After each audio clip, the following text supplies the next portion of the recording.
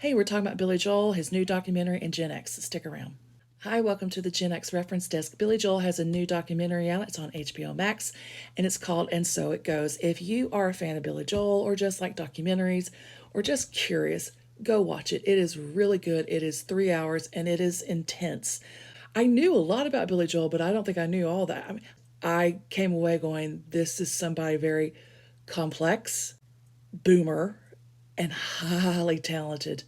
His talent is amazing. I think about Billy Joel, I think of somebody's like this all-American experience.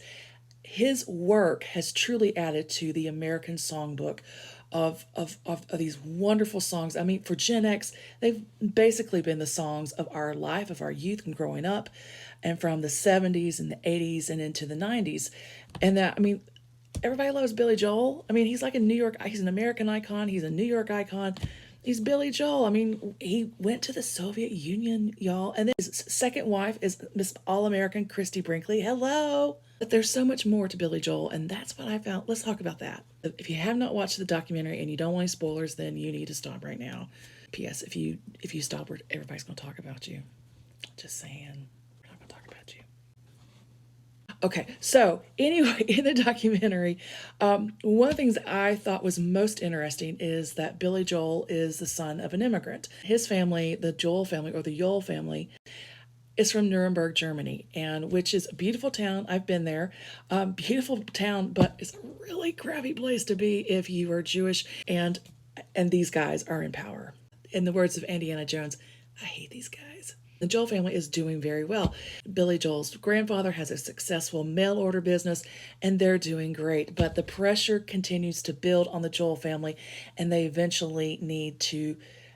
They're basically squeezed out of their business, and he sells to this guy who is like my new villain, Joseph Neckerman.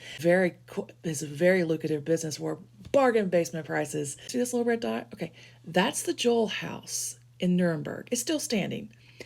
And if you just look right over here, this is a little park. And in the documentary, they talk about how they couldn't, the Jews were excluded from going to the parks.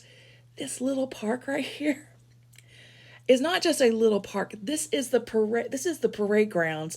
This is the rally grounds for the jerks. Like thousands of these jerks are coming to Nuremberg every year to talk about the head jerk, and like, oh, we love the head jerk. Basically a jerk off fest. Thousands of these people, and it's just like a few hundred feet from the Joel family house.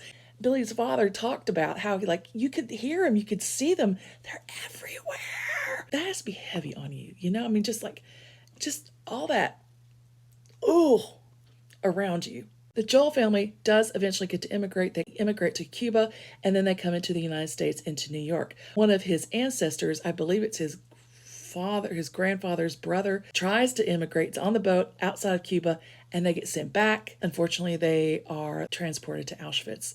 The United States took on the most refugees during that time, but it was minuscule compared to what they could have done. Hundreds of thousands of Jews are trying to immigrate out of Germany, Eastern Europe, and the United States is not doing its part. My takeaway on the Billy Joel documentary is how fortunate America is that we have Billy Joel and his family was able to immigrate to the United States during a very difficult time when the United States borders were not open wide for so many in need. And then I think about what is going on right now when people are being detained and sent to God knows where for no damn reason, and the loss that we are losing right now of talent and gifts and light out of pure hate and greed, and how much we have lost over the centuries in our history with enslaved humans, the loss of an indigenous culture, pure greed and hate and lack of empathy of how we have stomped over people.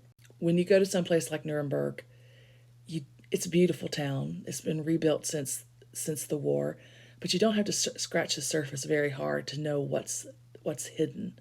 It's there, and it's here now, and it needs to be stopped. Peace and love, y'all.